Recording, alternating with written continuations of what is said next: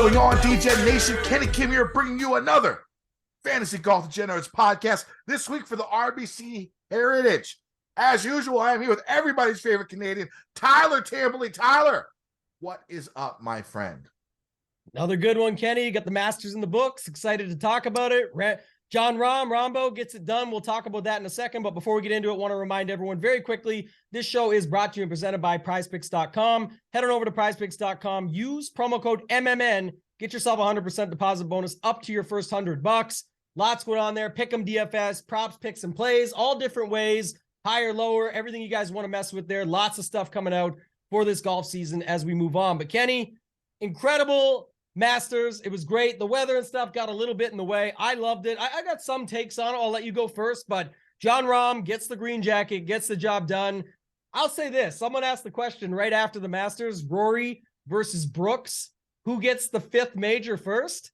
I think it's kind of hot take-ish because Rory's so close and you would just expect he gets it done, but it would not surprise me if Jon Rahm gets five before those guys do. And it's not just the recency bias. The guy just, man, he missed a ton of putts. It just didn't feel like anything. And he just still goes out there and wins it down the stretch. I know the stuff, Sevy's birthday and the caddy bib with the 4-9 on it for the April 9th. There's all the good fun narratives, but Rahm is just so damn good. Got the job done, gets his second major, a green jacket, halfway to the career Grand Slam. What's your take on Rahm and the rest of the Masters? We'll get into all the other stuff, of course. I mean, just talking about Rory. I mean, he hasn't won a major in a decade. I mean, what makes you think he's going to win another one? Especially the way he plays. The math, he's at 4. Like I get. Yeah. I mean, I put a poll out saying, you know, would you consider Rory's career disappointing if he doesn't win another major? And like 66% said yes. Yeah. I mean, 23 PGA Tour wins, he'll get to 30. No doubt in my mind. But if he doesn't win another major, I mean, like the amount of hype that he's had, I mean, he's got to get to 5. Okay. Because like once you get to 5, there's only like single digits golfers since World War II that have won 5 majors. And their names are like, you know, Player Jack, Tiger, Faldo. You know what I'm saying? Like the top of the top. And you know, everyone would have thought that he would be in that group, but I mean, he might be top 25 best player of all time, top 50, something like that.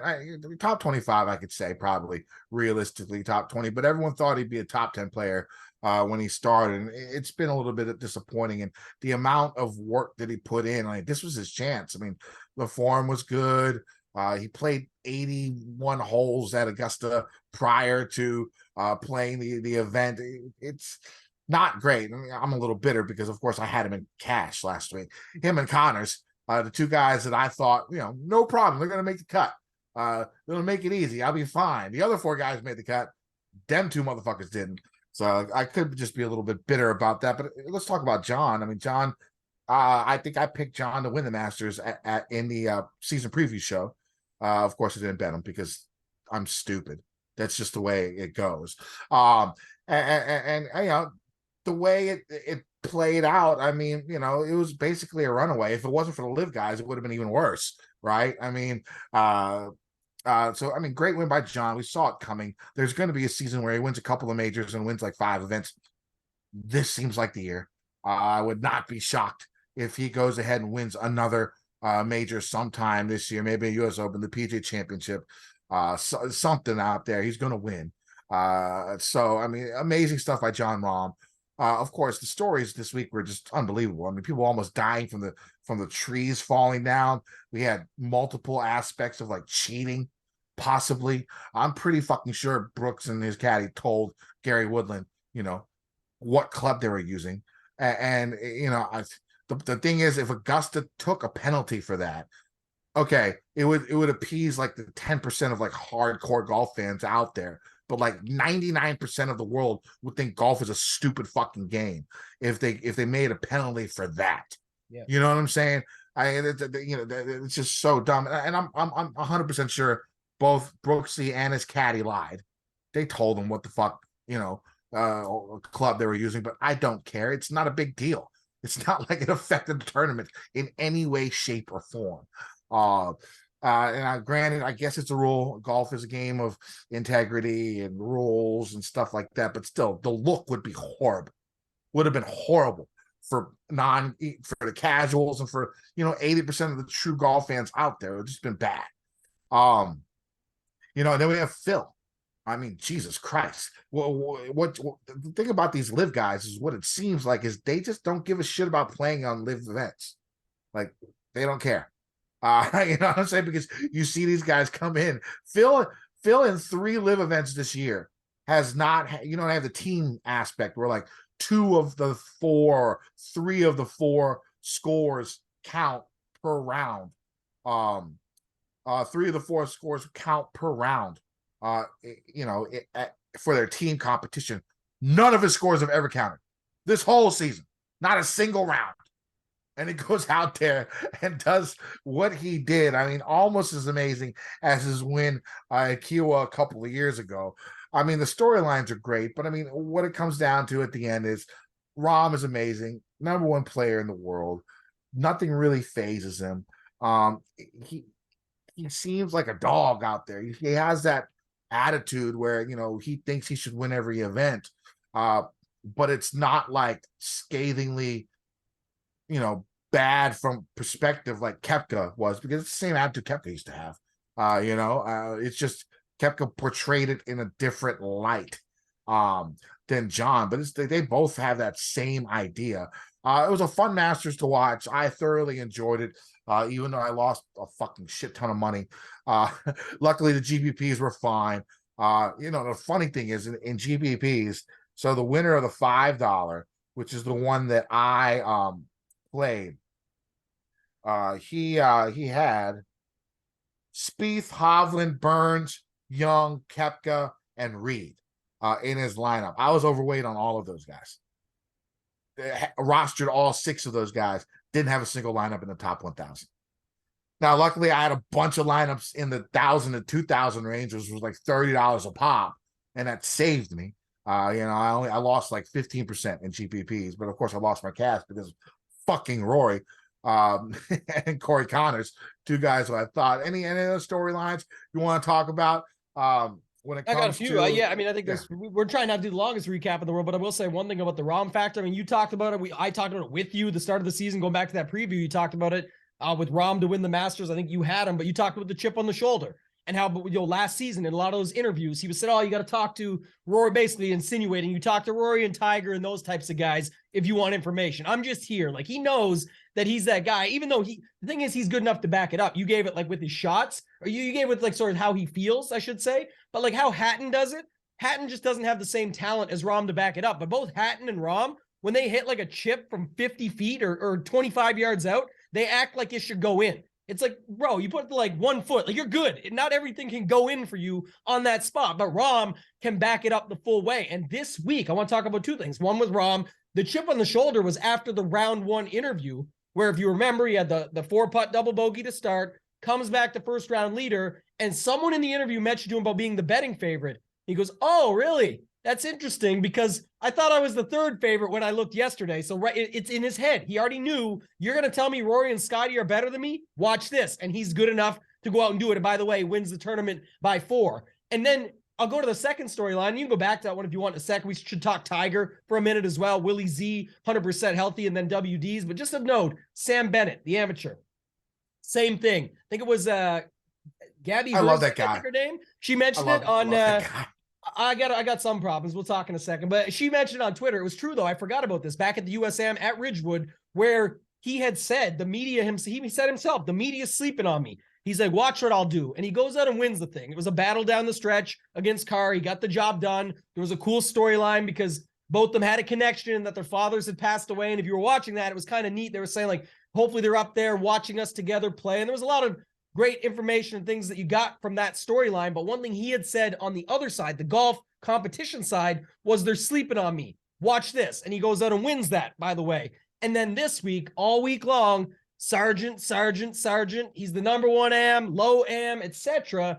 DFL for the amateurs. I was on it myself. I'll take the L2. I'm following those that know a little bit more about that than I do, and I'm good. I like tailing that. I'll go with it. But just thinking of that in your mind, you talk about it all the time. I bring it up. The chip on the shoulder thing does matter when it's not like Bennett didn't have the skill to back it up. He did get a little bit of the old humble pie after saying Ridgewood was a much harder course after his first 2 rounds went well at Augusta National, and then he bounces back and obviously doesn't do as well down the stretch. But in Butler Cabin, another great finish, another great result, a huge week for him on the nil side of things, the name, image, likeness. People were talking about how he doesn't get the money. Well, he also wouldn't have got the invite. If he was there, he wouldn't. If he's a professional, he doesn't get in. He's in on an amateur special invite. So I think that's what people need to realize. But he made a lot of money. They were talking in Golf Digest articles upwards of 7 figures because he was literally in the feature group with Rahm and Koepka and the leaders. So looking pretty good for him. Solid week overall for that. But yeah, Tiger. Let me say one thing about Sam Bennett. He is arrogant. He is brash. He is controversial. He says what's on his mind. And the PGA Tour needs that. The PGA Tour needs that. All those guys with those aspects left for live.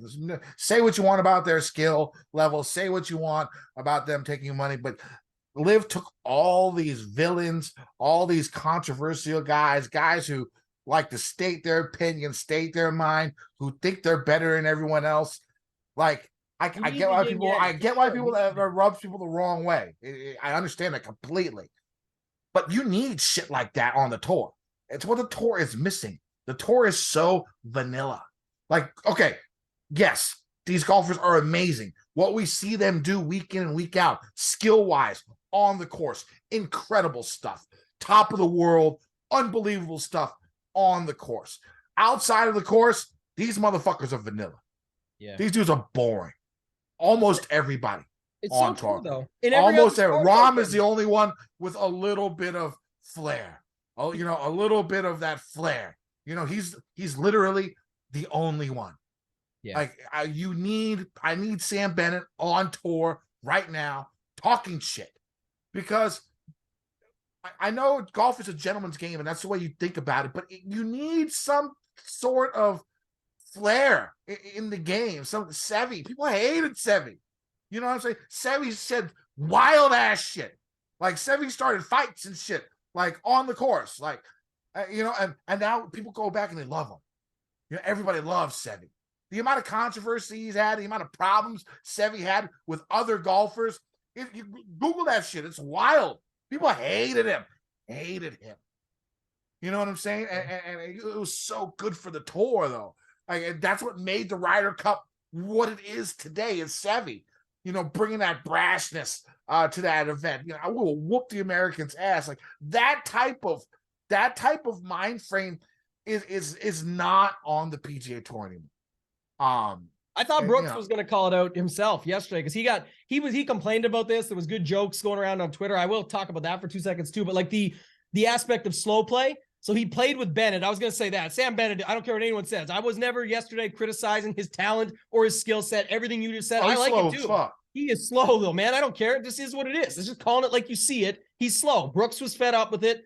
And then Brooks had to play behind Hovland and Cantlay, which obviously not Hovland, Cantlay being the culprit there, slowed him down. Again, Rahm had to deal with it too. No problem. Goes out and wins. It's all what you can deal with. Who knows? Point being, it happens, but that's another thing Bennett would bring to the tour. He can slow things down. Maybe people call it out a little bit, but lastly for me, Kenny, I guess we do got to talk about Tiger, but the Live versus PGA thing, you and I were going to talk about this.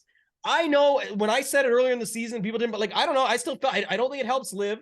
I agree there. Like maybe they get a few more viewers or something. I don't see that even, but personally, here's the thing. Golf Twitter, us involved in jokes and having fun with it. Yes. The golf media making it into something. Yes.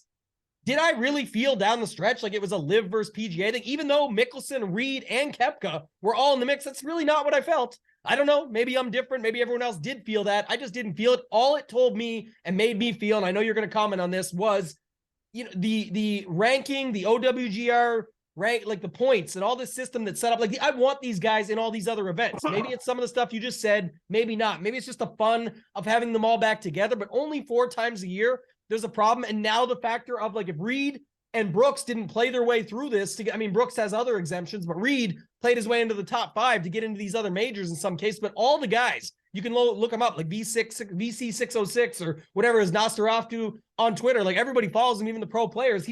He said it today. Like they really can't even gain any more points in the other majors that the ones are in. Sure, those guys will get some points, but the O in official world golf rankings most certainly stands for outdated at this point. I don't know what the new system is. You got a better system out there? Throw it in the comments. Let me know some ideas on what you think might be a great system. But I'll tell you what, missing these guys and there has to be a better way. There just has to be a better way. Well, what are your thoughts on Live versus PGA and that in general?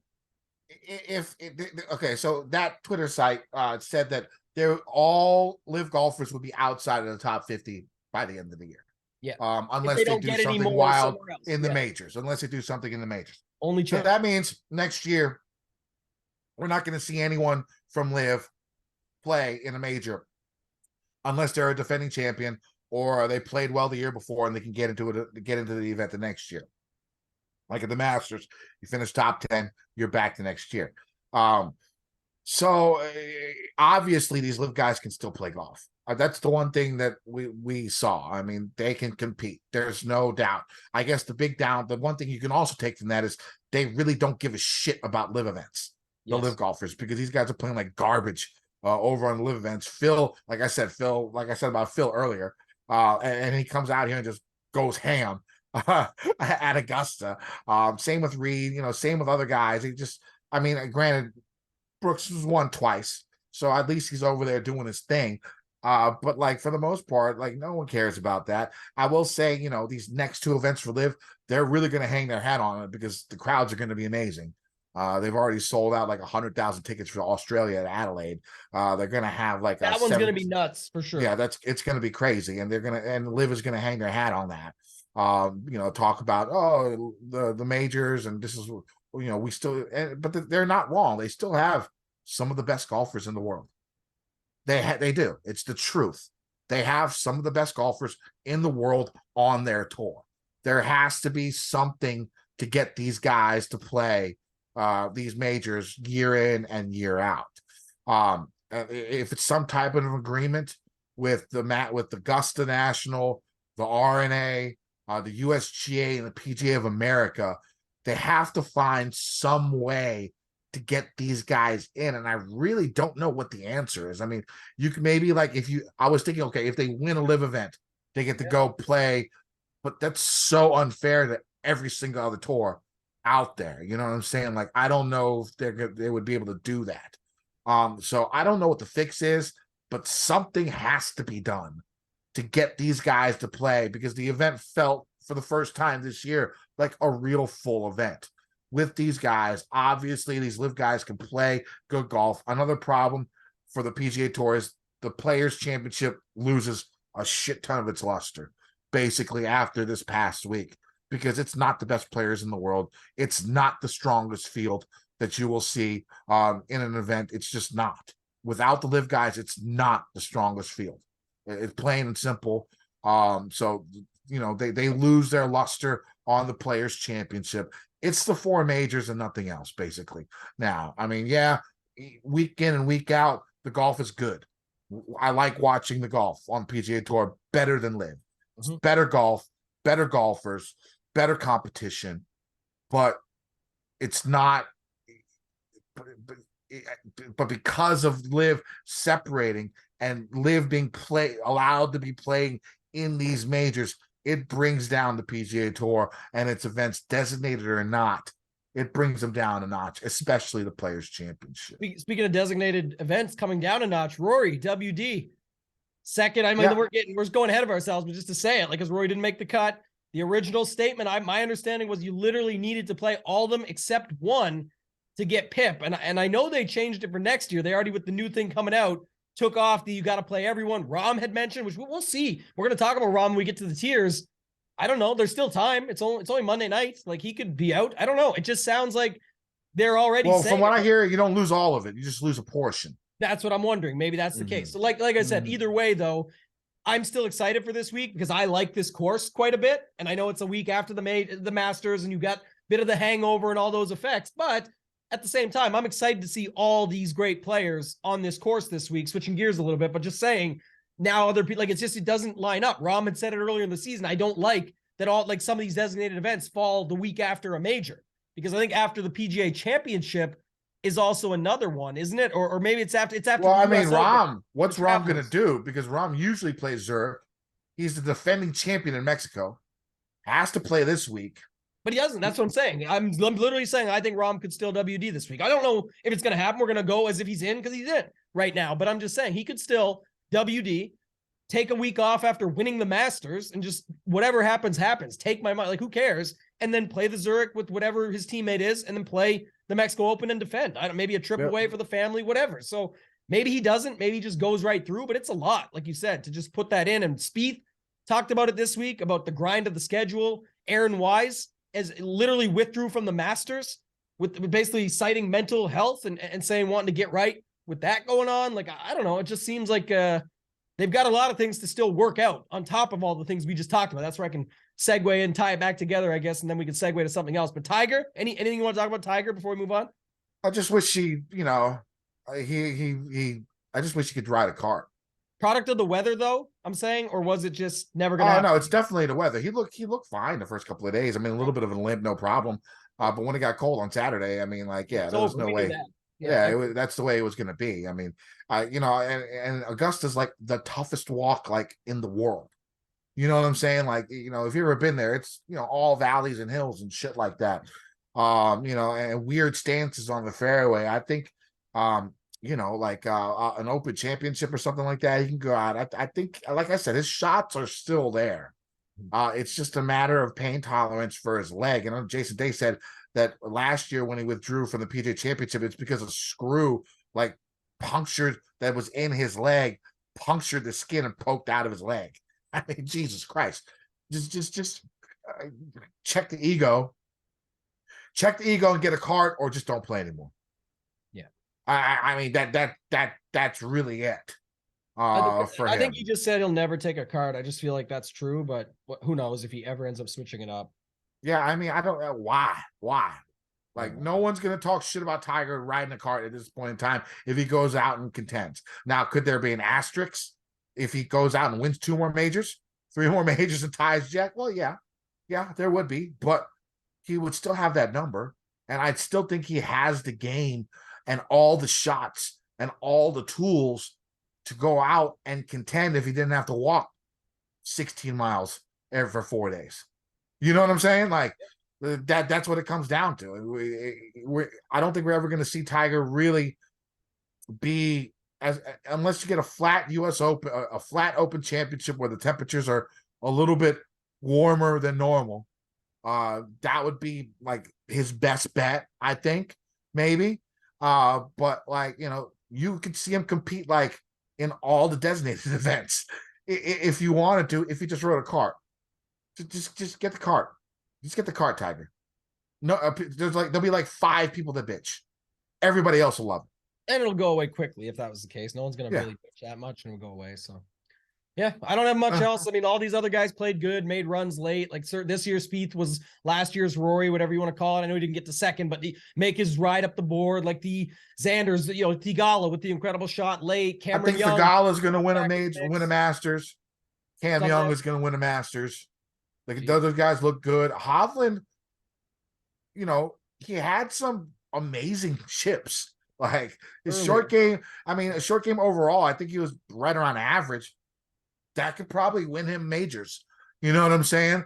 Like, so a lot of stuff this week was just so full. We could spend the whole hour talking about I don't the got Masters. much else. Cantlay and Scheffler, by the way, could not make a putt. So we'll talk about them. I've been talking about Scheffler for a while. A little worried about him. I think ball striking is fine, but he's gotten to the point where, is he like a Morikawa now?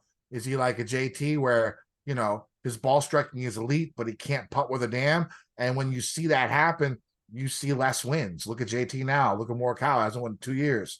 It's something to think about with Scheffler, especially like I said, putting is mental, and he's missing a lot of short putts. Not as much as Cantlay. Cantlay missed 12 putts inside of 8 feet. 8 feet's the 50-50 mark on the PGA Tour. Missed 12 putts inside 8 feet. And of course, I had him 66-1 with the 5 places each way. I was like, I get the each way. My first each way hit. No. Fuck you, Patrick Cantlay, and your slow play. But I'm going to roster the hell out of you this week. All right. let's go ahead and move on.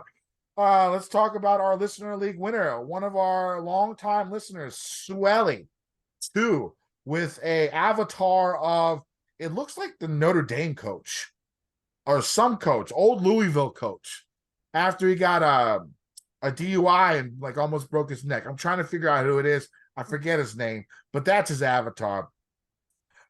So we'll go over it. He had Rom, of course, who was 17% owned in the listener league. Of course, the winner. Spieth finished in 4th, 23% owned.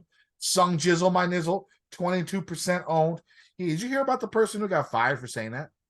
No. It was a she said for shizzle my nizzle on a news broadcast, like a 20-year anchor, a veteran. They fired her for that. People are just wild nowadays. Anyways, Brooks Koepka, cancel culture in full effect. I know, right? Koepka, second place. He was 16% owned. Pretty fucking chalky lineup. Patrick Reed, 13% owned. Finished in 4th. And Harold Varner, he was 3% owned. Finished in 29th. What you think of the lineup? 3 live guys. I like that. At the bottom, Varner rounded it out. And the funny part is, we've had this winner before in previous listener leagues, and you said Suel 2, and it's actually, the funny part is, it's neither of what because I always call it swole. I say it's swole because the bankroll is swole now. The winner is actually, it's like his name or whatever is like S Wallet, and instead of going all the way, it's like Wallet, like with the 2 at the end. So either way, I like calling him Swole 2. Bankroll is swole after this week. Won $31,000 with this lineup, not just the listener league for a G, won the rest of it too. So incredible job. 8th in the $100 Millie Maker, which was awesome to see. Right up there at the top. Oh, wow. The lineup's great. Like the score is awesome, but just in general, again, Rom was solid, 17% when you had everyone on Rory and with Scheffler. Makes sense there. Spieth, course history. We knew was going to be popular at 81. Instead of going Connors in that range, went with Koepka, who was lower in the listener league than he was elsewhere. So it's interesting in that sense, still stuck with Koepka, and then rounded it out with Reed and Varner, where there was all those other guys like Tiger. It was at 7,300, and forget who else was there, but there was other guys right in that range. So kind of a nice setup of the lineup, and it definitely got the job done. 31,000 plus. So shout out to my guy Swole 2, S Wallet, and we will actually see him in the 3-man this week, as well as in the Tournament of Champions, back in the Tournament of Champions where he has been before. So excited for them. Great week overall. All right, so let's get to this week. Let's talk about the course. Harbour Town, 7,100-yard par 71, 4 par 3s, 3 par 5s, 2 of which are reachable by most of the pros. Off the tee, golfers just have to deal with tight tree-lined fairways with thick woods, bunkers, and water being a problem for golfers who miss wildly off the tee. This course is the definition of target golf. If golfers hit it on the wrong side of the fairway, they might have a blocked second shot because of all the overhanging trees that surround the fairway. On the other hand, if they miss the fairway but hit it on the correct side and not in the woods, they will have an easier approach shot than golfers who hit it on the fairway but on the wrong side. Fairways are tight, but over 66% of fairways have been hit during this tournament's past, which is above tour average, meaning most golfers will be hitting less than driver to place their balls in the right location. A lot of the fairways get extremely narrow around the 300-yard range, thus preventing golfers from breaking out the big stick. Because of this, the average driving distance here is one of the shortest on tour, either first or second every year, at around 265 to 275 yards. The rough normally isn't too thick, but missed fairways should make approach shots much tougher onto these small greens. On approach shots, golfers will see some of the smallest greens on tour with slight undulation and an upside-down bowl configuration, which could make approaches that land on the edge of the greens more likely to roll off, leaving golfers with tricky up and downs for par. The greens usually play on the slower side with a stint meter rating of around 11, and the grass uses TIF Eagle Bermuda. Golfers will need to be accurate with their approaches, not only because of the small size of the green, but also because of the obstacles around the green. There are bunkers around almost every hole, and water will be a factor around a few greens as well. Another bit of trouble the golfers will face around the greens are overhanging trees. A couple of holes actually have trees right in front of the green on both sides, making it almost look like a field goal post. So on these holes, if a golfer misses a little left or a little right, the trees will knock the ball down, and leave tough chip shots onto these greens. Only 57% of greens are hit at Harbour Town, and even with light winds, these greens are still going to be missed. Scrambling is important. Like in 2019, with 3 of the top 4 finishers hit less than 60% of the greens. So the short game will be important, though the short game is fairly easy compared to other courses. You're just gonna hit a lot of chips. What do you think? What do you think golfers need this week to win? Everything you just said, but it's funny because we talked just a few moments ago about the Scheffler thing and needing those putts. Well, when you have the smaller greens and you're missing more of them naturally, what becomes popular is who's making the most 5 to 10 footers. And he's going to have, likely a bunch of them. Because even if you put it inside, if you have a great, going to opportunities gained within 15 feet, I think it is, you look at that, it's like, okay, he's still inside that range, but anything he gets closer or short misses. So I don't know. I mean, in general, you talked about it, got to be in the fairway. Typically, the around the green, the scrambling becomes very important. But Kenny, like always, I'm going to talk about something totally different because you just landed the course preview and the stats. 2 things. 1, lazy week, man. Everyone's on a Masters hangover. I think we get a little bit of a lazy week here, meaning we get congested ownership. The only thing that counterbalances a little bit with that is the fact that it is a super soft pricing from DraftKings and a super stacked field, which I'll go to my next point in a second. So there is where we always get the spaced out ownership at these softer fields, stronger fields, softer pricing. But when you also combine it with a lazy week, I do think like the Kuchers, the Postons, the Cantlays, we'll get to all these guys. Maybe that's your cash lineup. My point is those types of guys are still going to become popular. And that's my second point. I want to get your thoughts on this before we hop into the tiers is usually course history is pretty prevalent here. The same guys do the same thing every single year, but does that get outweighed when you just bring all the best players in the world pretty much into it, where it's like, those guys could still do well, but they could get dusted by other guys in the same price range or pivots that are around them that just aren't getting the same ownership because they don't have the history. And we're a week after the Masters where some people are just a little bit fatigued from playing PGA DFS. There's still good tournaments though. So I'll hop in the streets. What does this podcast say? Or what do those guys say I should play? All right, I'll go that route. Let's try it. I don't know. What's your thoughts on that? Because I think that's going to be a bigger factor this week. Yeah, I mean, the whole fatigue thing after the Masters is true. If you could tell right now, I am fucking exhausted. I am not my normal crazy wild self on this pod so far because I'm just tired. I am taking next week off. We're all taking next week off, and I can't fucking wait about that. Having a week off is like one of the greatest things ever when you do this pod 44 times a year. Now, I think when it comes to course history, I think you just have to, I don't think you just blindly go course history. I mean, I think people are off that anyways nowadays. They don't, I mean, you have to have some type of form coming in more than likely, especially in a field like this. Now you combine good form with good course history. I mean, you're going to have a popular golfer, but I mean, that's the end. That's the, angle I would go when it comes to course history. I think it does mean a little bit less this week, but I mean, I'm still going to use it. Especially so Matt Kuchar will be popular is what you're saying. Basically, Matt, but you're probably going to be popular, and there's going to be some popular people in this field who didn't even fare well last week. I think 4 of the last 12 winners missed a cut at the Masters the week before they've played this event. So looking at the Masters results, I don't know how are you going to judge that? Do you think these golfers are going to have fatigue, or are you just going to go about it like a normal week?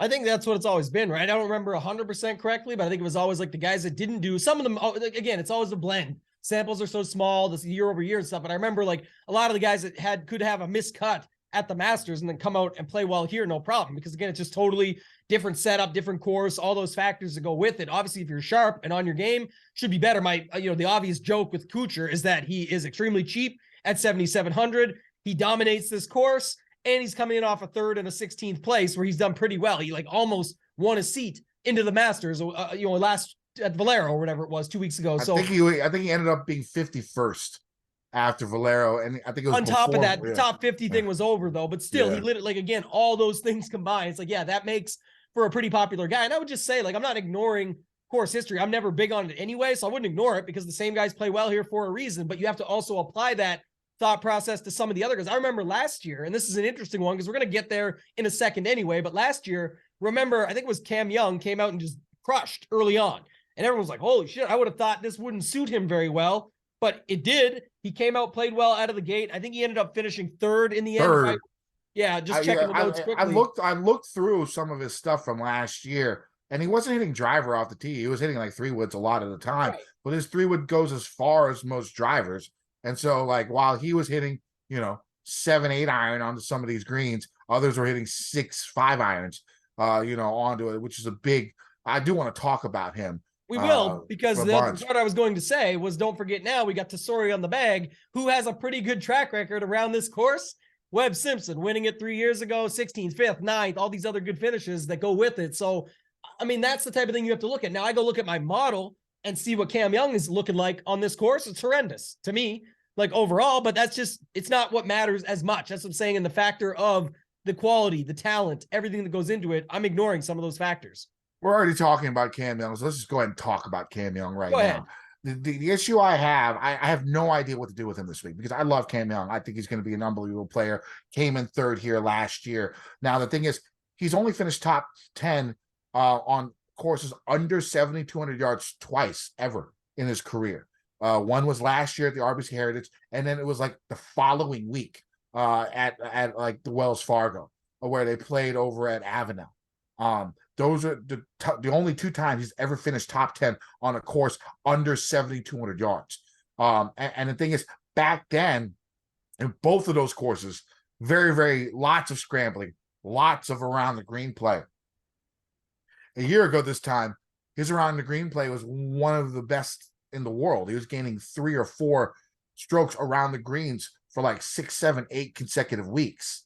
Now you look at it around the green, he's losing strokes 6, 7, 8 consecutive weeks around the green. Again, his driver is his biggest weapon. That's going to be muted, but he's going to be able to hit that 3-wood accurate and be longer. Like, are you playing Cam Young this week? I'm guessing your answer is yes.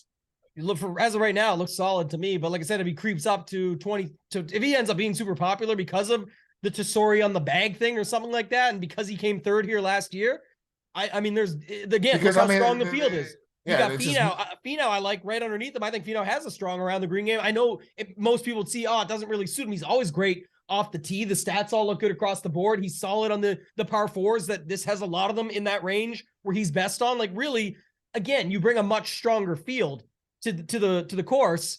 I'm okay with just going off or moving to a different guy. And there's other guys I got like that too that we'll talk about. Go ahead. Another question. The around the green play around here, fairly easy compared to other courses. You're going to miss a lot of greens, but the chipping here, because of the way the greens are shaped and how small they are, not as difficult as 90% of courses out there. So okay. So who does that help?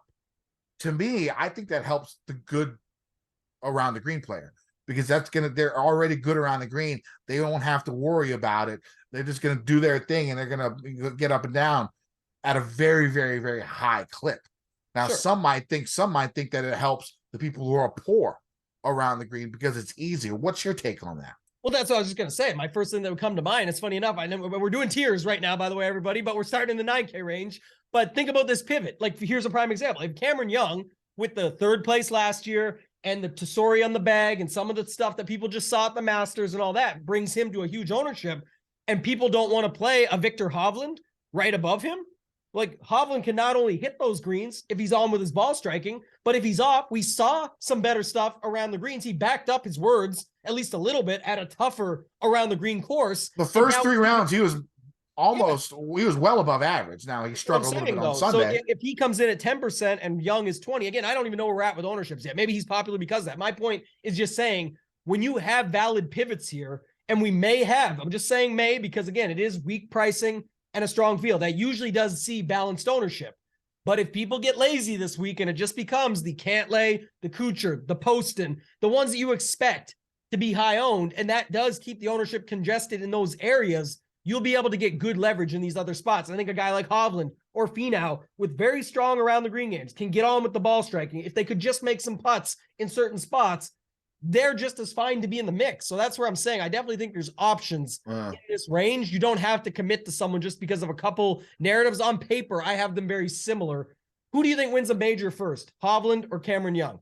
Because today is all the talk of Young yesterday, Young last year. in the majors, all these other things coming up, PGA Championship, US Open, but Hovland was in the mix again. Hovland's got wins. I know they're not the biggest name, biggest value wins, but who do you think wins a major first if one gets one, of Hovland or Young? I mean, I still think Hovland. I don't know, man. Cam Young could become the best driver in the world. He's so good. They're both so good. He might be there already. And that is such a big difference for people. I mean, cutting down, hitting, carrying at 330 yards and being able to hit a 9-iron while other guys are hitting 7 and 6 is just such a huge advantage. Even if he's weaker with his irons, he's hitting shorter irons into these greens. And so I think I might go Cam Young over Hovland, but I think they both win majors. It's pretty close. It is a tough one, right? When you just put that one down. It is tough. And, the thing is, as of now, I have Finau and Hovland starred. I don't have Cam Young because I'm worried. I think he probably will be one of the most popular plays. Now, if he's like under 20%, if he's like 15%, even up to like 17, 18%, which it could happen because everything is usually so spaced out in these elevated field events.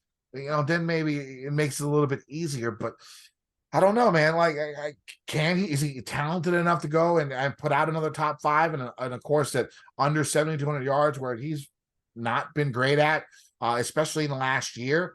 I don't know. Yeah, the answer might be play both. I don't know if you went back to look at this just because we're going to go up to the top range after this, but in the last 5 events ago, Hovland and Young both came 20th. 4 events ago, they both came 10th. 3 events ago, Hovland came 3rd, Young came 51st. But then you flip that 2 events ago where Young came 2nd, and that's at the match play. It's considered 31st for Hovland, but he did bad. Like, it's like 51st level. And then they both came 7th at the Masters. Like, the answer might just be to play both. They're both playing very well. They both have all those top 10s recently.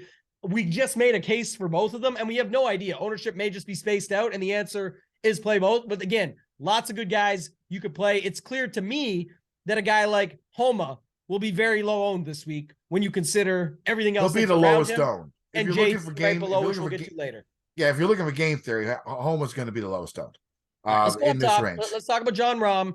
Can Jon Rahm, not back-to-back, Kenny, can he go jack to jack, green jacket to tartan jacket? Yes. This week, if all plays out, are you expecting him to go back-to-back, jack to jack, whatever you want to call it? I'm going to play him. Look, if Rahm's in the field, he ain't backing down. He ain't throwing in the towel. He ain't there just to dilly-dally around. That motherfucker's out there to win every event he plays. He's not going to throw the bag in and just be like, whatever. That's not his attitude. If he's out there and he's playing, he's going to try and fucking win. Look what he did in Mexico last year in that shitty-ass field. You know what I'm saying? I mean, if he's out there, the guy's competing, he's going to try. I'm going to roster him. The big question is Spieth. How low? Okay, if you guys haven't heard, Spieth earlier today or yesterday spoke about how tired he is. He's played 8 of the last 10 weeks. He says he has to adjust his schedule. He's feeling fatigued. Now he's a defending champion. He has to go through all the stuff that a defending champion has to do before the event. The guys that are usually going to play these weeks, they're not dumb people. Everyone, hears this news. Can you get Spieth single digit owned this week? Feels like it. Definitely feels like it. It feels like, and if he's single digit owned, do you play him? I just don't even, like you said, all that stuff that goes with it. The problem is when you've got, the only thing I will say is that Cantlay is going to be extremely popular, but it's also, I think, for good reason. Like when you look at the past, obviously the winner last year, he beat him in a playoff. Cantlay loses to Spieth in that playoff, a little bit of a plugged shot there on 18 or on the playoff hole, whatever. But Cantlay consistently has been good here and is still playing good and literally was so good last week. He just could not make a putt. Yeah, but he's not going to miss a dozen putts inside 8 feet here. But you could compound it and say what we talked about earlier. It is the short putts that he was missing, and this is where you need those short putts to go in. But he's had no trouble with it here, Kenny. That is one thing I'll say. It's been no trouble for that. One interesting note, just sticking with Rahm, is that Rahm is not on the Zurich Classic list yet. Usually he signs up and brings somebody's ass along and gets them their card. But Ryan Palmer in the past and things like that. But where he's not on the list yet, there's still time. So I expect he'll be on there. We have the Xander. My guess is he's not playing then. It might My not. guess is It might he not. probably should, because you know he has to play Mexico. He's never going to miss an event in a Spanish-speaking country. Remind me to That bet, by the way, though, I'm just looking at their site. Thigala and Justin Suh. I think everyone's going to love it, but I'll be betting that next at the Zurich. next week. Yeah, I want that team. I want to take a shot with them. That looks like a good squad. So I'm playing Rom in this 10K range. I'm thinking about Spieth. Cantlay's a cash game cornerstone.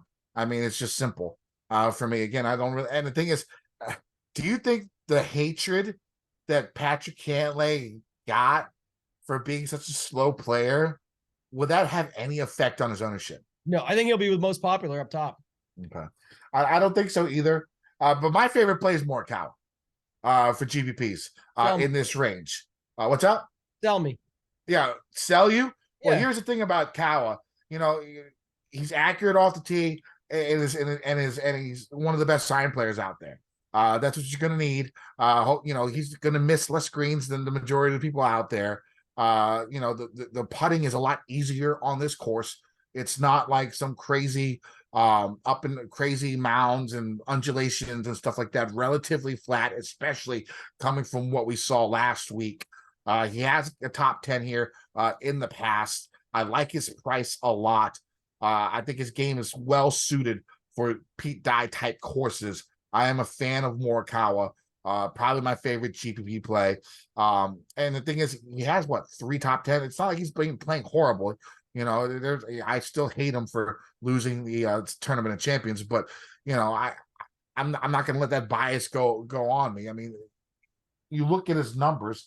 You know, he's top 10 from 150 to 170. Top 10, he's first from 150 to 175, where you're going to see a shit ton of approaches, and then he's 8th from 175 to 200. Those are your big 2 proximity ranges. The guy's iron play is just outstanding. He's really good on par 4s, tons of birdies, tee to green, his apps. It just all makes sense, and I love that price. I'm going to be playing a lot of them. You can do a lot of flexibility starting with him at just $10,000. Why do you not like him? I did not like him. I wanted to be sold to hear what your takes were. One thing I was going to say from a roster construction standpoint that stood out to me is I think people are going to be looking for the Cantlay pivot, and the answer might be to play something like Cantlay Kawa or Cantlay Spieth, where you're doubling down, which forces you to skip. We literally went to the 9K range to start our conversation, something we never do. Why? Because it's intriguing. So to most people trying to figure out that 9K range, what if the answer is just to say, instead of pivoting off Cantlay, mix him in with somebody else that could beat him and win? What if Kawa wins, but Cantlay finishes T6? And those are the 2 guys you need, with lots of the guys available down low in the softer pricing. So I do think there's something interesting to that perspective. But as of now, I like the big 2 up top, pay the 11K plus, Rom Scheffler, and then Cantlay or Morikawa is fine, but Cantlay is going to be extremely popular in this range. So I could easily see just taking one of those big guys and dropping down into the 8K range as well. Anything else up there or anything else in the 9K range you want to talk about? We spent a lot of time on Hovland, Hovland, Finau, Young, but anybody else in there you want to mention? I mean, Xander's intriguing. I don't know whether to go with him or not. I mean, he was finishing 55th, 63rd, and 33rd here with shitty ass fields when he's played. So I don't know if this really suits his eye. You would think it would, just because of the way his game is. I mean, well above average around the green, strong on par 4s. I'm a little surprised at how poorly his proximity is from 150 to 200. He's outside the top 40 in my model in the last 50 rounds. I'm not sure if I want to get on board with that, but yeah, I mean, you know, for me in these 2 ranges, Rom, Morikawa, Hovland, Finau, GPPs. I want to go ahead and play Cantlay in cash game. In cash, he's my first cash game cornerstone. Yeah. Let's go to this 8K range. The big question is going to be Justin Thomas, $8,900. I mean, is he going to be the high now? Even with the miscut last week, a lot of sharper people that play DFS. Do you expect him to be a highest owned on the slate? No, I think Kuchar's gonna be the highest owned, $7,700 Kuchar, or because it's a major type and setup. I guess again he'll be the highest owned value play, and some of these guys will be up there with them, like JT, the Cantlay. It might be Cantlay just because everyone got to start up top, so you get 24% Cantlay, and then these guys fall in line right after. But it is interesting, and obviously the narrative came up. I posted it. I know Rick Gaiman was thinking the same thing. He posted it right after me, pretty much. But there was a time. It was in 2018. I actually faded it. I did not get on board with everybody else. I lost a lot of money that week, and I lost not betting on him, but he was 8,800 at the 2018 WGC. I think it was at the time, it's called Bridgestone Invitational, now the FedEx St. Jude, which he also went on to win in 2020 in Memphis. But he was 33-1, same odds he opened up at on some books this morning. He was 8,800, not 89, but it seemed way too good to be true, and it was not. He went on and won. Does that mean the same now? No, literally sample size 1. If that pumps his ownership and all that goes into it, but it's Justin Thomas. It's too cheap. He can score. If he makes through, gets to the cut, like he's going to score for you and make up those points. So I understand it. I think, again, the only thing is you talked about all those guys in the 9K, but even right below him with like the Sung Jays, Tom Kim, Fitzpatrick, Lowry, all these other guys. Lowry's going to be popular too, by the way, but just in general, some guys I think may be better bets, Kenny. We talked about this a few weeks ago with EVR. Everyone bet him at 125. The math made sense because we were betting him at a worse number, or he was at a worse number in a worse or in a stronger field. Then he goes out. You're like, yes, I'm going to bet that. That can be a good bet, but it doesn't mean it's going to be a great DFS play if someone gets super popular and there's lots of options that you can play instead. You don't even have to fade just because of the ownership. You can play guys around it that you like better, have better stats, have been doing better, all these factors. Like JT, man, he got the kiss of death too. He went on that interview at the Masters, did the little hole by hole, said, I'm just drinking a protein shake because it's going to be a long, long day for me. Well, not if you don't make it to round 3, buddy. So that was a problem right there for him. I thought that was pretty funny that those who highlighted that. It was pretty true. But, going around him, I like Sung Jae still. I always like Sung Jae. His stats still line up. I think he was fine. Tom Kim, 40-1. I bet it. Maybe a better bet than a DFS play. It's Matt Fitzpatrick, always been on record talking about how much he loves this course. I know a lot of people that bet him, and the numbers seemed crazy at first, like 28 or 30. But then when Rory WDs, you're like, oh, Fitzpatrick, pretty good. Now he's down to like 20 or 18. So I get it. I like him in play. Lowry, I bet at 40. Again, a guy I think is a better bet than a DFS play maybe. Again, it lines up. But when you see what's around it, I kind of like Thigala. I like Hatton, Fitzpatrick, Sung Jae. Those are just some of the guys that stand out in this range to me. And then I'll make decisions on guys like JT and Lowry. But like, again, if Lowry's going to be super popular at 8,300, I don't think you have to play him just because of his course history. We now bring a much stronger field around him, and I'll continue to highlight that, but that's really what stands out to me. Yeah, I'm playing like every person in this 8K range except like Thigala and Sam Burns. As of now, they're the only two that I haven't clicked. Everybody else is a star next to their name. Sung Jae's going to be my third cash game, as my second cash game cornerstone. A couple of good appearances here the last couple of years. Really good Masters finish, making the cut on the number and finishing in the top 20. His game seems suited for this. I like a lot of Koreans this week. Shocker. There seems to be they could be well, and I think Tom Kim's one of my favorite plays. He can go out there accurate off the tee, good iron game. This seems like the type of course that he can really do well at. Shorter, doesn't have to use his driver, doesn't have the disadvantage of being 30, 40 yards shorter than most of the other elite guys out there. He can just go ahead and hit his drive. He could probably hit his driver out there, 285, 295, and hit more fairways than a lot of guys with his 3-wood.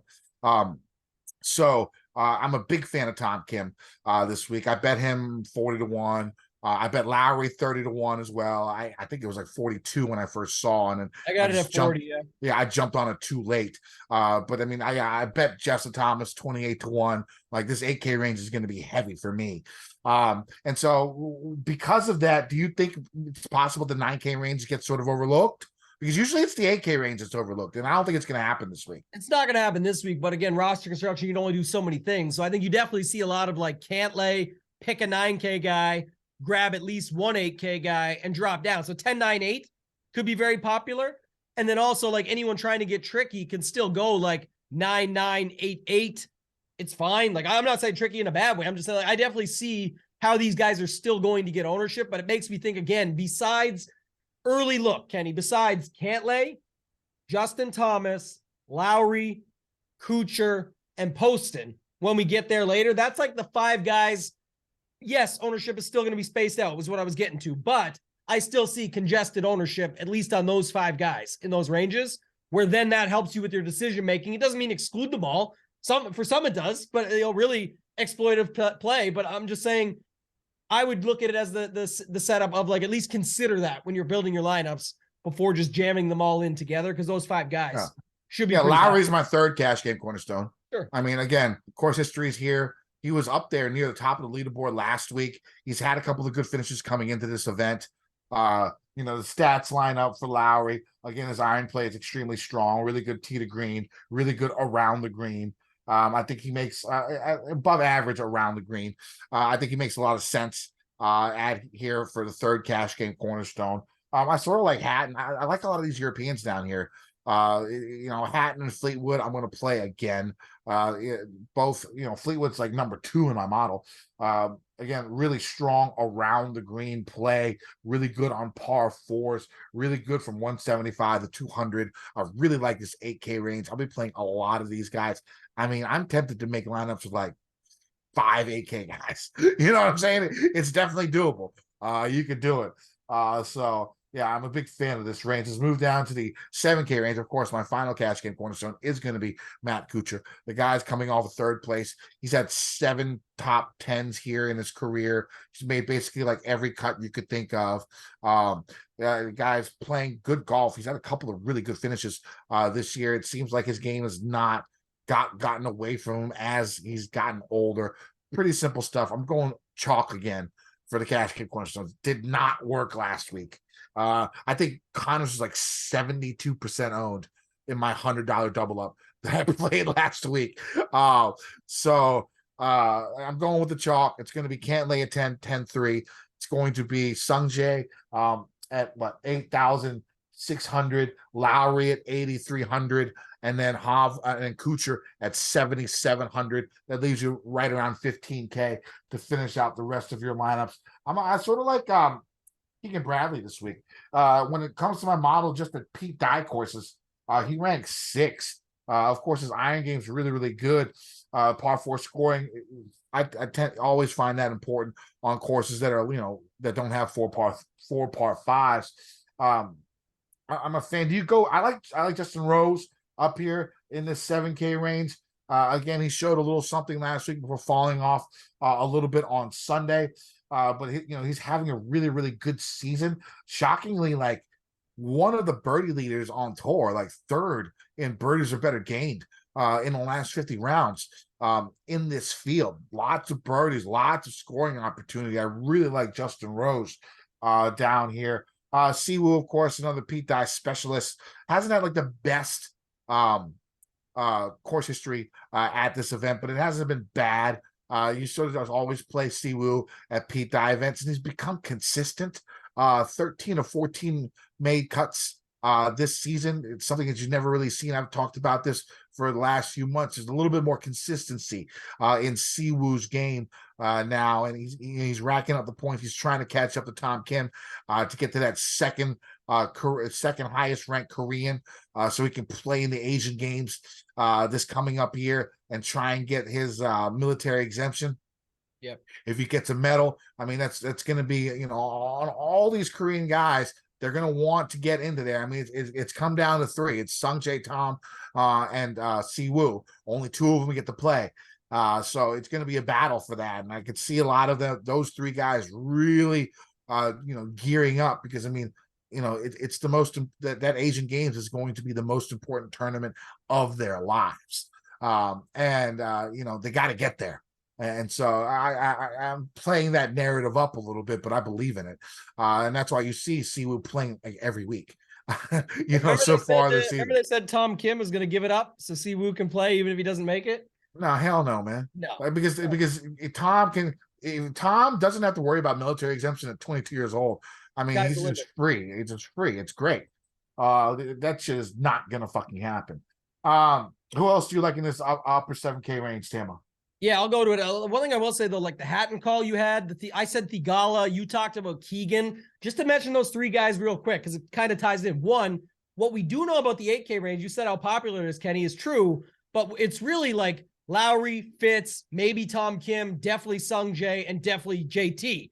How popular will Hatton Thigala be? I don't know. People are betting Thigala, so maybe, but I'm just saying they can't all be. So, like, I think that is something. And if you look, this is what I go to all the time. Hatton, history here is not even that bad. Had a 3rd a couple years ago, but while he mixes in 59s and missed cuts, he throws it in with second place, fourth place, and sixth place. If you look at Theegala, 9th, 31st, 14th, 6th, 74th. I want those guys that are mixing it up. And if there's a guy, you talked about this upper 7K range. I like the Keegan one too, but there's a guy with 6 top 20s in his last 7, with the worst 7th result being a 31st. Do you know who that guy is? He's above 7,500, but lower than 8,000. Who is it? Ricky Fowler. And I think it's a good tournament play. He was doing his thing to try and get into that Masters run too. It wasn't the best, I get it, and the results shows they end up on paper not in the top 5 or whatever. So you're like, oh, it's not even like he was in the mix. But at 7,600, we're not talking about putting in a 10K Ricky here. Like, this is, again, to me, the way he's been playing lately, all different styles of courses, all facets of his game. It's a tournament play. I don't think it's going to get mentioned as much when you have Connors, Bradley, Henley, Kuchar, all these guys. Go back to the well on Connors. We talked about what works, Kenny. What a guy that misses the cut at the Masters, gets a little week off. Guess what? He won 2 weeks ago. Again, maybe that translates once we get to Wednesday, but just saying, it looks like the Henleys, the Kuchars, the Siwoos, the stuff that people know about this course versus the other factors we used to use in previous years at this course. So I like Sahith at 8K dropping down. I like the Keegan, the Connors, Ricky Fowler, and then maybe Chris Kirk again. Just go back to him. But yeah, I like Woodland. I like Woodland and less than driver well. courses. He's had some bright spots. Some rounds where he sort of played really, really well. He was near the top of the leaderboard first couple of days last week at the Masters. He always tends to do well in less than driver courses. I can get behind Woodland at 7,500. Why don't you go ahead and take us down to this bottom 7K range? Yeah, just taking some shots here, some sprinkles of guys that have been playing well lately. Obviously, Poston's going to be popular for good reason. I bet him at 100-1, so I thought that was a great number with the top 5 each. I got 80. I think this is where I'm going to go more with the course fit, Kenny. Like, you can get your Denny McCarthy's, your Brian Harmons, your Adam Hadwins, Tom Hoagie's, those guys that are right there that can go around a guy like JT Poston if you don't want to go there, because this does kind of fit to me the mold of the 7Ks of the new 6Ks, in the sense of it used to be we would always avoid the 6K guy at double digits. Talked about this plenty in the past. I don't know what Poston gets to, but it feels very early on like he's going to be super popular for good reason. But there's so many guys down here that you can make a case for. KH Lee. You talk about, we use this title how many times now? I don't know. We could ask our producer after, but play all the Koreans. I think you even mentioned it on Twitter today. It definitely feels like that again. Like, it's definitely a week where you could just go to sort of everybody. I'll take shots on some of the boom bust guys down here. That for me would be the Kurt Kitayamas, the Cameron Davis, Patrick Rogers, Justin Suh. I don't mind Sam Stevens, like Aaron Rye. Those are like 10 guys, 5 that are like the course fits, 5 that are like the boom bust guys. And there's your 10 guys that you've got down here. And depending what you're doing in the 6K range, I got no problem with that. So I think some of those guys are at least somewhat interesting to me that I'm looking at. Who do you got in this lower 7K range? My 2 favorite plays are probably going to be Min Woo and Cam Davis. I mean, think about Min Woo. He hurt me last week with the missed cut really bad. I had a lot of them. But second at the Players on the Pete Dye course here recently, he has that driving iron that he can hit like 290 yards, which he's like deadly accurate with. And, when you see a lot of Pete Dye courses, there's going to be a lot of dog legs, a lot of shot shaping. That's what he says is a favorite part of his game. I did say last week he was like the Asian wannabe Bubba Watson. I still believe that, even though he didn't really do that well at the Masters last week. Give him a pass. I like Minwoo. I bet him 80-1 with the 5 spots each way. Big fan of him. And I really like Cam Davis, who went out and shot like 81 in the first round last time out, and then shot like 63 the following round. He had a shit ton of birdies. He had one off round that cost him. Missed the cut last time he was out. I'm pretty sure he has pretty good course history here. I didn't even look down low too much at it, but I like him this week. He's going to be one of my faves down here. If you're looking for a pivot off Poston, Brian Harmon, which is basically the left-handed JT Poston, is someone that you can look at. Again, a plotter type course. He's like the plotter out there with a good iron game. With his iron game is actually his weakness. I'm sorry. Good around the green game, really good on par fours, really good putter. He's top 15 in birdies or better in this field. In this field. But now, granted, he probably plays easier courses than a lot of these guys who are playing elevated events. But in the last 50 rounds, he's top 15 in birdies or better. Brian Harmon is. So I like him as a little pivot off Poston. I'm pretty sure Poston is going to be in my cash game cornerstone. So basically what's going to happen is all the chalk is going to fuck up. And so because that's just the way like my life has been in the last 8 weeks. It's been so shitty in cash. And the thing is, I've had like great weeks, like good finishes. Like I've had 2 winners in my cash game cornerstones. I've had like weeks where I had like 2nd and 9th, still didn't cash. It's just been a real struggle for me. For the most part, it's been the other 2 people that aren't my cash game cornerstones. So hopefully you guys out there have been doing a little better than me, picking better players for the other 2. But let's go ahead and go down. Are you going to play Webb? Doubtful. Yeah, I don't see him in the mix. I was going to say one I forgot, though, was my Canadian brethren, who I did hit this bet last week. I talked about on the Wednesday Mayo show where we went through it, and I said everyone's going to be on Connors. You could get Mac Hughes at 4-1 for top Canadian, and he was the only Canadian that made the cut and got through. So I'm going to go back to Mac Hughes. I actually bet him this week at 190-1 as well. So we'll get to bets later, but I'm in the 7K range. I guess Steven Yeager I always play, but this is where you're just picking your guys. I play JJ Spawn. I play Nick Taylor. I play Hayden Buckley, usually. Tyler Duncan, Putnam, Smalley, Bo, Neesmith. I'm going to go back to. Remember the classic Neesmith story, getting engaged here, and yet he still never seems to show up, but he does or should fit this course. So I like him. And then not too much else that I love after that. We can make cases for a lot of these guys, but nobody else that really stands out to me, Kenny. Yeah, 6K range. I mean, just getting there. A couple of names stick out.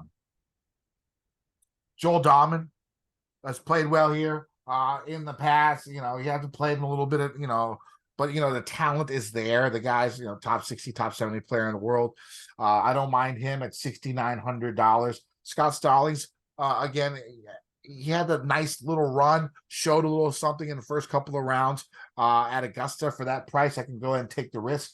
Van Rooyen down here at $6,700, really good from 150 to 200 yards. Pretty good finishes here in the past. And then one guy who might be sort of not really well known and really popular. I like Nate Lashley here at $6,600. Again, top 30 in from 150 to 175 and 175 to 200. Good from those proximity ranges that I'm looking for, about average everywhere else. And you're at 6,600. If you're average, it's not the worst thing to be. And then have a couple of bright spots, especially when it comes to his iron game. Who you going in the 6K range? I named them all. I don't have any more to talk about. Those guys I said above, like Lipsky is another one that interests me. Doug Gim, Seaweed Doug, play all the Koreans. Interests me. You got Satoshi is here. You got CT Pan is here. Like there's guys that have showed up here and have wins even and stuff like that. But I just, man, like Stewie Sink got a W here just a year ago or 2 years ago. Sorry. But like, yeah, I don't foresee myself needing to go crazy here, but I'll mix some of those guys I said in. I think that's the way to do it. Maybe a couple of them to build some lineups where you can get top heavy with the guys that I talked about up there and just skip some of the 9K or 8K range guys. But in general, that's the other thing, Kenny. Like, I guess if you think the 8K is going to be super popular, I got no problem getting overweight on all those. There were so many guys in the 7K range that I liked. You could just be fine to get over there. Besides Poston, there's just 15 other guys easy that you could play. Mix it with all the guys you like up top, like Xander. If you think Xander, I don't know. Last question I'll ask you, then we go to bets. Do you think like Xander, Finau, Young, Hovland are that much better than JT, M, Tom Kim, Fitzpatrick, Lowry? Like, is that a much better crew or no? No. So maybe you're right.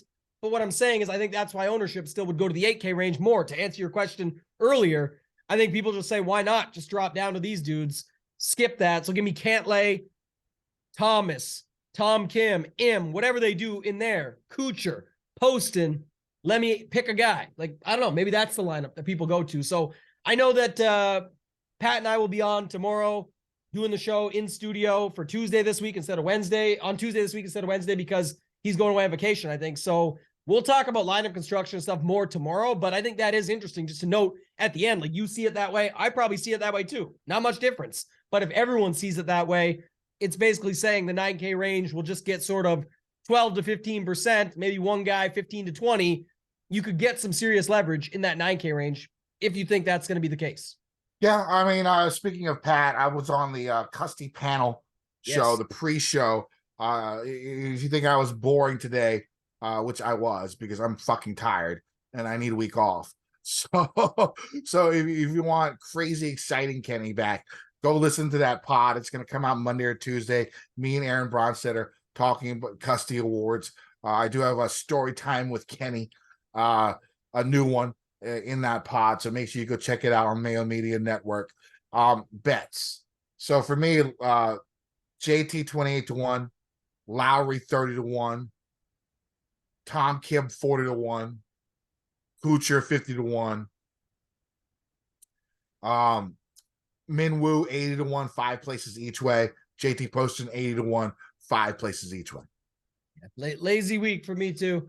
JT 28, Sungjae 33, Lowry 40, Tom Kim 40, Poston 100, and Mac Hughes 190. 5 places on the guys 40 and above. Sungjae and JT, I just left it, but the rest I got 5 places on all of them. So we'll see how it goes. Again, I think some of these are better bet numbers to bet. Like we got in on, like JT is not going to be at that. Like Rory withdrew, it's going to drop down. Sungjae, I think, dropped in most places. Lowry, you already got on him at 30. He was 40. Like, again, a lot of these numbers have dropped. So you can talk about CLV all you want all day. That's why we bet some of these numbers, because we think they're good numbers and they can drop. There's value. But I don't know. It's a story for another podcast, another day, Kenny. But I think DFS and betting alone, I think it's just become like bet who you want, play who you want, ignore all the rest, because we do it for value and for numbers and for price and for ownership. Who is going to win? Who's going to be there? That's it. And I know we sometimes tie those together, but I do think there's a lot to it where sometimes it's just as simple as you thought Rahm was going to win last week at 9-1. Just bet Rahm at 9-1. Close the book. Bet him, move on. Pick a couple long shots to go with it and move on. I just think that's the way you got to do it. Tom Kim wins this week. I'm going to go ahead and use him as my one and done. All right. I've got using some of those guys, those course history guys, but I actually think I'm going to look. I just don't know who I have left for the big names, but I think I'm going to take a shot on some of these guys up top. And just there's so much money involved. Once you get a good feel for it, like if you think Cam Young or a Hovland or Morikawa maybe is the week, like you said, to use them, just hitting fairways, greens. It fits the same mold as what you're saying for a guy like Tom Kim. Like, what's the mold? The fairways, the greens, can make some of those putts. What do we say about Morikawa? We know he hits the fairways. We know he hits the greens.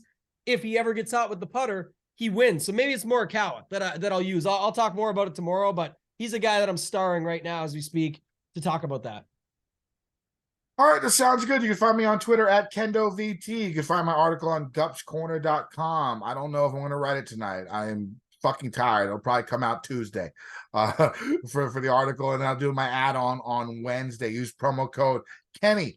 Save 30% on a membership to Gups Corner. And for all the new people that we got that listened last week and watched last week, I really do appreciate that. This is not normal for me. I'm tired, and I need a week off.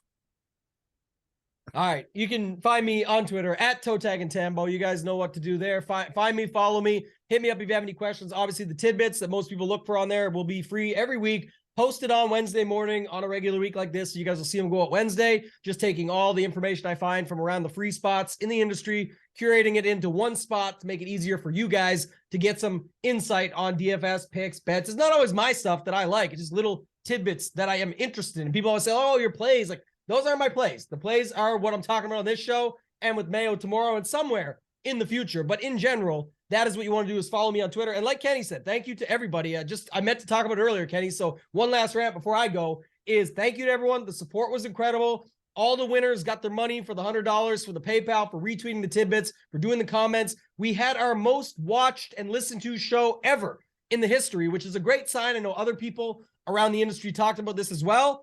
Just to say that many more people are getting involved into golf and have interest in DFS and the betting side of things. So that's great.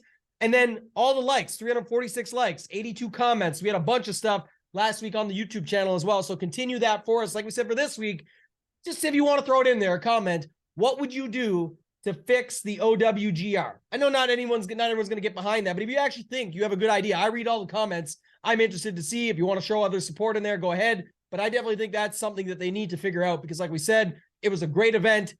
Even without me feeling like it was Live versus PGA down the stretch, it was still nice to have guys in the mix that we haven't seen in the mix with other guys that we're used to having in the mix for quite some time. So I was happy about that, but that's all I got for this week, Kenny. I'm excited. Move on. After this week, it's the Zurich and then the Mexico Open. Those are not the best events of the year. Then we get back to the Wells Fargo, another major coming up next month, etc., with the PGA Championship. So going to be a good run here on the Old Fantasy Golf Degenerates podcast and show. Yep, looking forward to the week off. I mean, I really don't have too much else to say. Let's win some motherfucking money. DJ Nation, huzzah. Yay.